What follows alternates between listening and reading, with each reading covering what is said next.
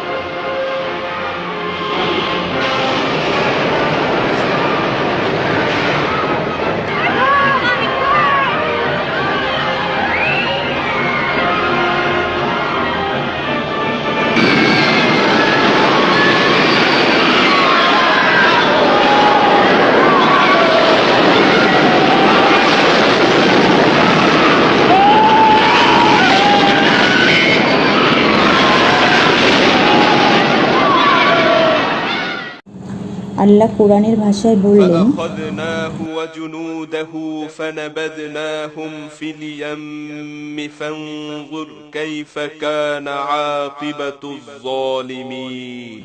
শেষ পর্যন্ত আমরা তাকে এবং তার সৈন্য সামন্তকে পাকড়াও করে সমুদ্রে নিক্ষেপ করলাম।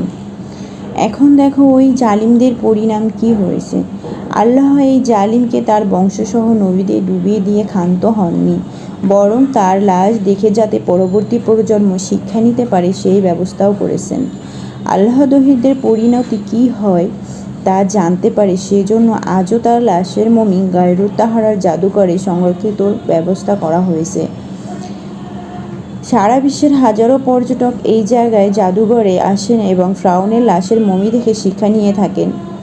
যুগে যুগে আল্লাহ পৃথিবীর অত্যাচারী জুলুমকারীদের কী শাস্তি দিয়েছিল। ফিরআউনের লাশ দেখে আমাদের জন্য অনেক বড় শিক্ষা রয়েছে। এই ক্ষণিকের পৃথিবীতে আমরা যেন অহংকারী না হই, অত্যাচারী না হই, কারণ প্রত্যেক পাপীকে আল্লাহ দুবার শাস্তি দিয়ে থাকেন, পরকালে এবং দুনিয়াতে। আল্লাহ যেন আমাদের তার একনিষ্ঠ গোলাম হিসেবে কবুল করেন। আমিন।